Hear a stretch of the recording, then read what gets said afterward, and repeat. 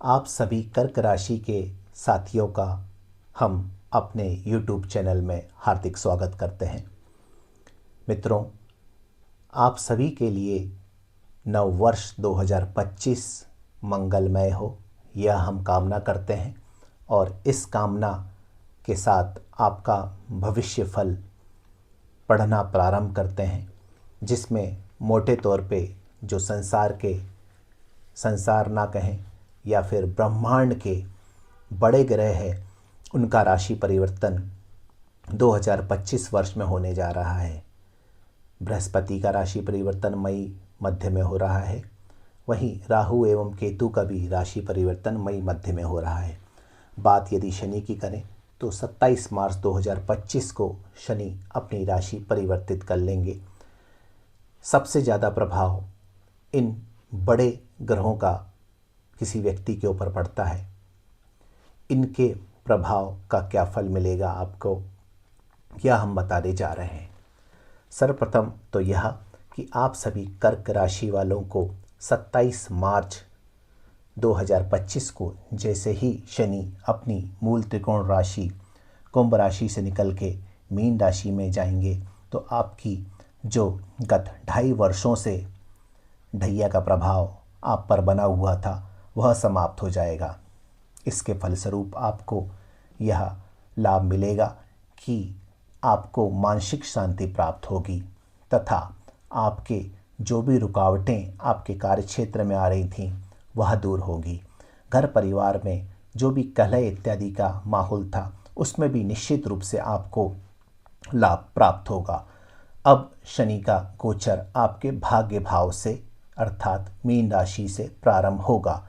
यहाँ पे वे लाभ भाव को देखेंगे तथा आपके तृतीय भाव को देखेंगे। लाभ की आपका मात्रा बढ़ेगी तथा यात्राओं के भी योग बनेंगे। और इसके अलावा राहु की यदि बात कर ली जाए तो राहु का गोचर आपके अष्टम भाव में आएगा। अष्टम भाव में जो राहु होते हैं, वह यह देखा गया है कि यकायक धन प्राप्ति का मार्ग प्रशस्त करते हैं। 2 नंबर का धन भी व्यक्ति को मिल जाता है। 2 नंबर के धन से आशय यह है कि जो आपके बैंक अकाउंट में पैसा क्रेडिट ना होकर आपके पास कैश फॉर्म में आता है, उसे हम 2 नंबर का कह सकते हैं।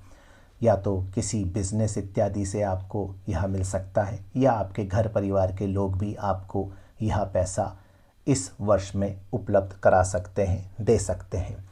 वहीं अष्टम भाव के राहु को यह भी देखा गया है कि यह गुप्त भाव है, तो कोई ऐसी चीज़ आपकी उजागर ना हो जाए, इसके लिए आपको चाहिए किसी विद्वान ज्योतिषी से आप अपनी जन्म कुंडली का अध्ययन करवा लें, ताकि क्या शुभता एवं आप अशुभता आपको अष्टम भाव के राहु दे सकते हैं, इसको वह आपको अग्रिम रूप से बता सकें।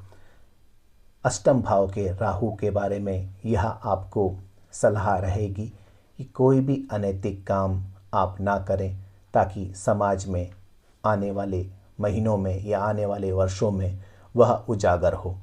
वहीं यदि हम बात करें देवगुरु बृहस्पति की, तो वर्तमान समय में देवगुरु बृहस्पति का गोचर जो चल रहा है, वह आपके एकादश भाव में चल रहा है। मई माह के मध्य में इस देवगुरु बृहस्पति का राशि परिवर्तन जो होगा, वो आपके द्वादश भाव में होगा। द्वादश भाव जो होता है, यहाँ पर देवगुरु बृहस्पति आपको आध्यात्मिकता का लाभ दे सकते हैं। यदि पूर्व से ही आप आध्यात्मिक हैं या आध्यात्मिक क्रियाकलापों में आपकी रुचि रहती है, संलिप्तता रहती है, तो निश्चित रूप से यह मान के चलिए कि देवगुरु बृहस्पति आपको कई सारी आध्यात्मिक उपलब्धियां प्रदान करने जा रहे हैं।